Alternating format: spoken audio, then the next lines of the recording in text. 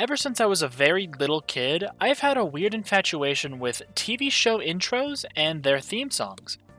Of course, at that age, I was only allowed to watch the tender trio of Disney Channel, Cartoon Network, and Nickelodeon, but at this time, their lineups were exceptional. I spent most of my time on Disney Channel, and that's where the infatuation began, with two of my all time favorite shows, Phineas and Ferb and Gravity Falls. Phineas and Ferb's intro is a roller coaster of exciting things happening, most of which is eventually given a dedicated episode, which always excited me to stay tuned for what came next. Gravity Falls was the same way, but with a mesmerizing level of mystery that captured my interest in the strange and bizarre. Both of these intros live rent-free in my mind, but more importantly, they serve as a base for comparison when watching other shows. SpongeBob, Codename Kids Next Door, and The Amazing World of Gumball are all amazing shows, but when I compare their intros to the gold standard, I begin to analyze. What Gravity Falls and Phineas and Ferb do exceptionally well, and what I believe to be a crucial step in most intros, is the establishment of the characters, the world, and the tone of the show. Also, a good song that either does the heavy lifting or simply pairs nicely with the intro is important as well. If we look at the opening to SpongeBob, we'll find it sets the tone nicely, but underdelivers on world building and characters quite a bit. Kids Next Door is an improvement, with the characters and tone showcased very well, and a thrilling song to boot, but it too underdelivers on world building. Gumball has an interesting intro that actually incorporates characters, world, and a batshit crazy interpretation of its tone, but I do feel while it shows you those things, it fails to give you any adequate detail about them. Also, Cartoon Network practically refuses to air the intro beyond the 2-second final jingle, so it's not like I see it much anyway. If you want an example of a childhood show that excels beyond the likes of even Gravity Falls, behold the legendary original Pokemon anime theme song. This minute-long intro is a feast that masterfully weaves the characters, world, tone, and whoever the fuck this girl is, into a beautiful and vivid work of art. The music on top of it all encapsulates everything the show stands for, tying it all together into one exceptional goodie basket. Now that we have a general understanding of what makes a good intro shine, I think it'd be fun to leave the great plateau of childhood shows to analyze the broader world of television. Where better to start than one of the most acclaimed shows of all time?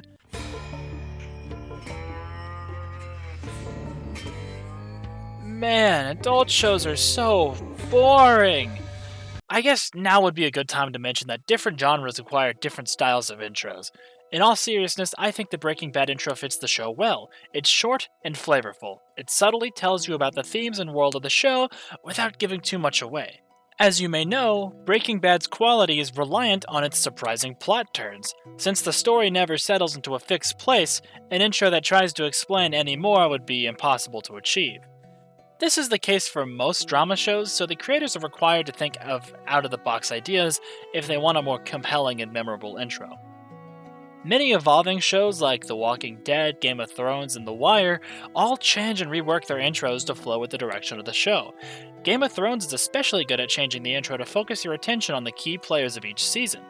Referring to our rule set from earlier, it masters the world building, in a literal sense, but neglects introducing the characters, which is actually completely fair because there are a lot of characters in Game of Thrones. I definitely prefer this style of opening as it gives me more of a reason to pay attention and get invested into the world.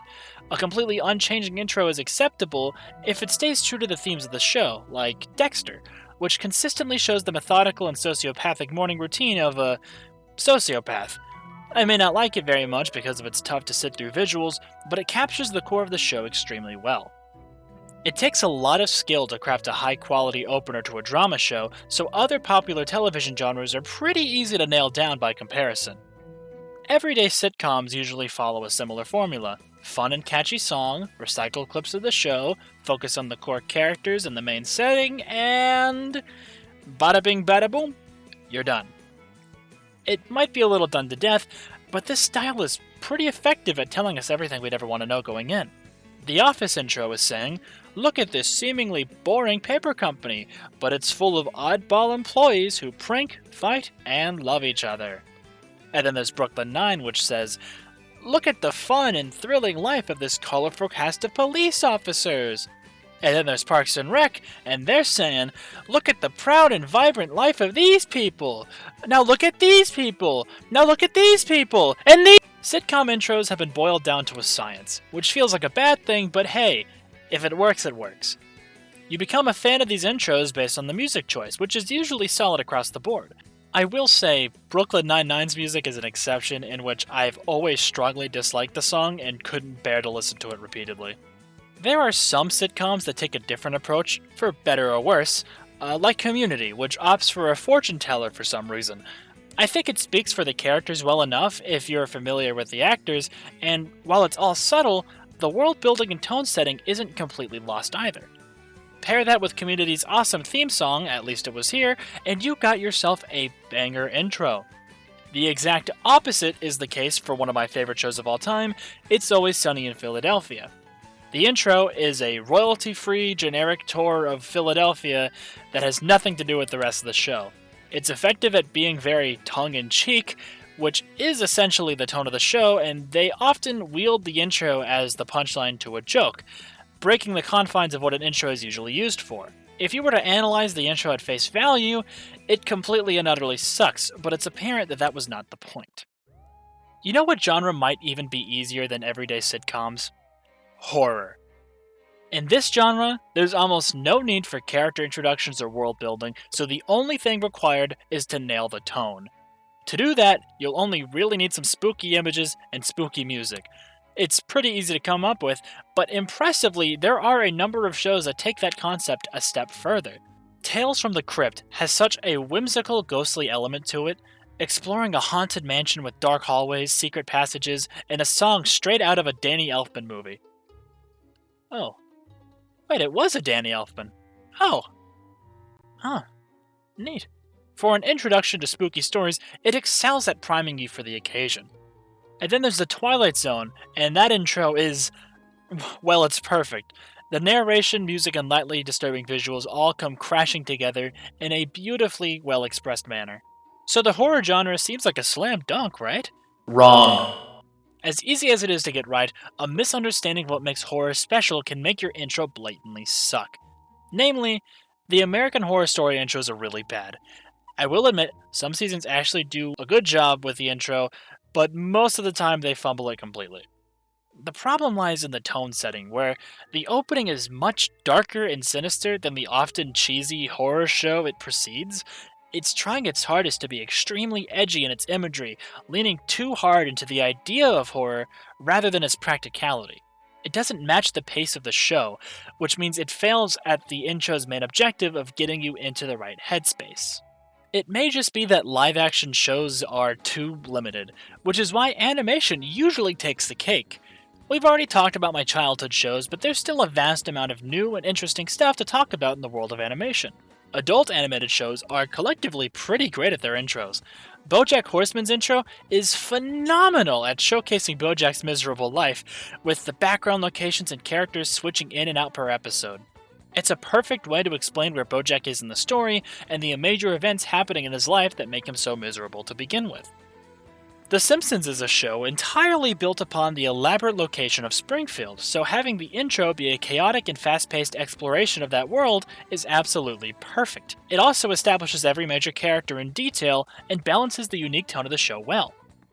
Honestly, adult animation doesn't really have any bad intros. Sure, there are bad shows, but the level of creativity that goes into making their intros is unparalleled. I don't like Big Mouth that much, but I almost never skip the opening. And then there's anime. Admittedly, I've only seen a handful, but I have quite the controversial take for y'all. For the most part, I don't like the intros of the ones I've seen. I love most of the shows, don't get me wrong, but when it comes to Death Note or some seasons of Attack on Titan, I think they try a little too hard. Death Note is a quiet and calculated show, but the intro is extremely fast-paced and screaming bloody murder. It doesn't fit the show at all, and that drives me crazy. A good theme song is one that feels like a part of the story, where it puts you in the headspace of the main character and sets you on a course going forward, but Death Note puts you in the wrong headspace from the beginning. What drives me a little bit more crazy, though, is that my favorite non-Pokemon anime opening comes from Yuri on fucking Ice. This song is an absolute gem, and it captures the show to an outright beautiful degree.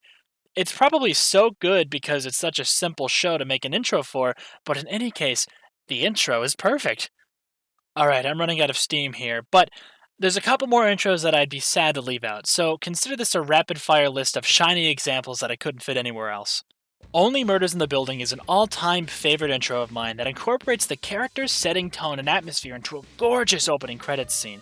The music is hauntingly beautiful, and the whole scene has an unrivaled charm that I adore. Peacemaker's intro is really funny, but it also wears the stupidity of the show on its sleeve, and I respect the hell out of that. Avatar The Last Airbender is a weird one, as it's basically just narration, but it's still the opening intro, and for what it's worth, it establishes everything perfectly and effectively. Arcane's intro is breathtaking, and I think it pairs really well with the Imagine Dragons song. Amphibia's intro has weird animation, but is just delightful through and through, and it very nicely shows the world and characters. Total Drama Island and its follow-up seasons are great character introductions for a show with a lot of characters. Scooby-Doo has a long history of great intros, but for convenience's sake, I'll only mention the original show, which has an exceptional intro, and Mystery Incorporated, which is an electric jam that fits the tone of that show perfectly. The Teen Titans intro is amazing, and honestly, the Teen Titans Go intro is really not that bad, but that's just not a conversation we're ready to have yet. Planet Sheen is the greatest intro of all time. Alright, I get it! Okay, I'm done talking now. I think I've covered most bases here, but I hope you all can see now how interesting the world of television intros really is. The quality of an intro is entirely removed from the quality of a show, but it can enhance the best shows to even better than best. There's so many more shows I could talk about, so if you want more of this, let me know. For now, I'm gonna go watch Parks and Rec or something, so I'll see you all later. Goodbye.